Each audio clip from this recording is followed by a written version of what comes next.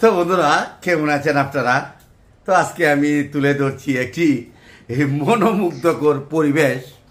বিষয়টি আমি আপনাদের মাঝে তুলে ধরছি দীর্ঘদিন পরে। তো দেখতেই পাচ্ছেন হাজার হাজার মানুষ, নেতাকর্মী, পুলিশ, অনেক ভলান্টিয়ার এবং কিছু চাউলের বস্তা। হ্যাঁ, এই দৃশ্যটা আমি আপনাদের মাঝে তুলে ধরছি। দেখতেই পাচ্ছেন থানার লোকজন এখানে আছে, অনেকেই আছে, দেখতেই পাচ্ছেন হাজার হাজার মানুষ। তো বিষয়টি বলি, বিষয়টি হলো, এটা হলো আমাদের কিশোরগঞ্জ জেলা করিমগঞ্জ উপজেলা বাহাদুরপুর গ্রামে সিআইপি সুজন ইব্রাহিমের বাড়ি। তো বন্ধুরা মজার বিষয়টি হলো, এখানে কিছু চাউল দিচ্ছেন এই সিআইপি সুজন ইব্রাহিম সাহেব। হ্যাঁ, তো ভাই চাউল দেওয়ার পরে দেখেন হাজারো হাজারো মানুষ এই অল্প কিছু চাউলের জন্য উপস্থিত হয়েছে। হাজার হাজার মানুষ। আসলে কি বলবো, দেখেন বিষয়টা, আমি কিছু বলবো না, আপনারা আগে দেখেন, পুরা দৃশ্যটা দেখেন।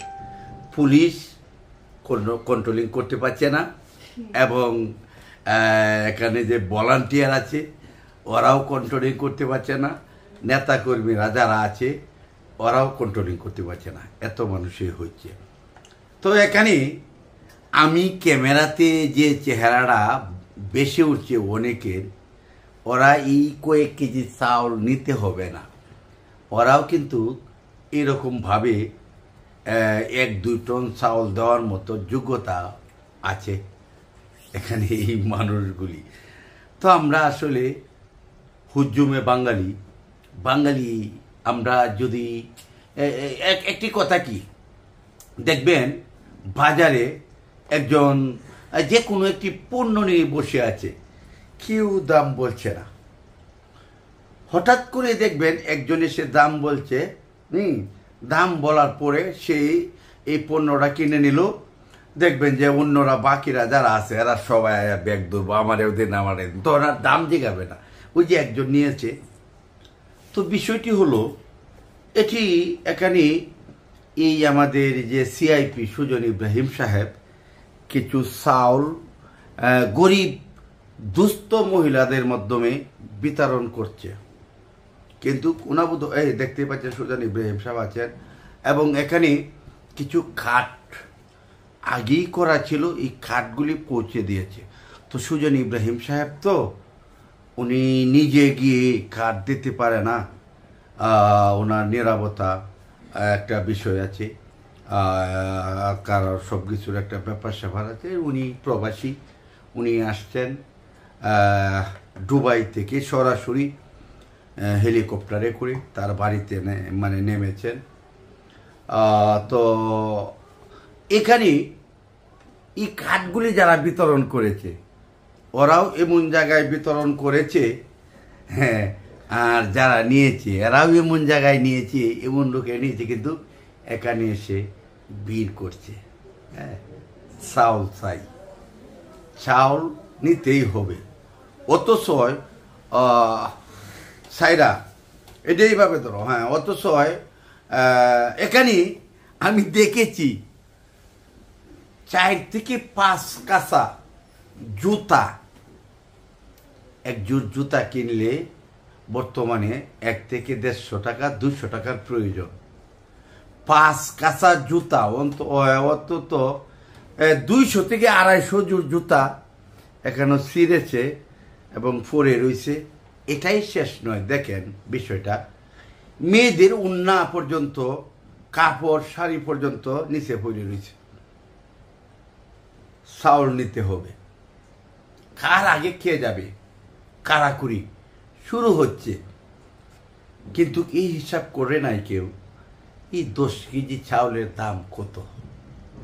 অথচ এই অল্প কিছু চাউল নেওয়ার জন্য 50 টাকা ভাড়া দিয়ে আসছে, আবার 50 টাকা ভাড়া দিয়ে যেতে হবে।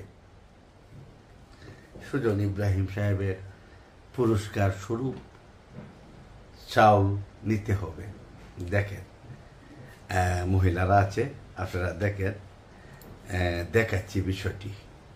কারণ আমরা বাঙালি, হুজুমে বাঙালি, আমরা আসলে অল্পের জন্য যে আমরা কি করতে পারি, এটা এই দৃশ্যটা দেখেন। আসেন পাবেল ভাই নিজে টেনে বস্তা টেনে মাল দিচ্ছেন, দেখতেই পাচ্ছেন। তো অনেক নেতা কর্মীরাও এখানে আছেন, হুজুর এই মসজিদের ইমাম সাহেবও এখানে আছেন। তো অনেকেই আছেন, আপনারা, আমি সকলের নাম বলতে পারি না, তো আপনাদের কাছে দুই ভিডিওরা যায়, আপনারা ওদের নাম বলতে পারবেন যারা কষ্ট করছে। তো কি বলবো, বাকিটুকু আপনারা কমেন্টে বলবেন। এই যে দেখেন অবস্থা দেওয়া হচ্ছে, চাউল কিন্তু খুব কম, এরপরেও চাউল চাই। এখানে পুলিশ আর পুরা ভিডিওটা যখন ভিতরে এই যে সিআইপি সুজন ইব্রাহিম সাহেব দাঁড়ানো আছে, দেখেন চেয়ার টেবিলের কি অবস্থা। হ্যাঁ, মানুষের স্রোতের টেলায় এই চেয়ার টেবিল পর্যন্ত উড়ে গিয়েছে। হ্যাঁ, সব ভেঙে তছনছ। হ্যাঁ, এত মানে কি বলবো, গেটে খোলার সঙ্গে সঙ্গে ওই ভিডিওটা আমি দেই নাই, কারণ ওই ভিডিওটার মাধ্যমে কিছু মেয়ে ছেলেরা পড়ে গিয়েছে, একজনের উপরে ফাইটিয়ে যাইতেছে। হ্যাঁ, মেয়েরা ফুরে গেছে, বাচ্চারা ফুরে গেছে, কিন্তু এই ভিডিওটা আমি দেই নাই, শুধু আপনাদের দেখানোর জন্য এই ভিডিওটা আমি আপনাদের মাঝে তুলে ধরছি বন্ধুরা।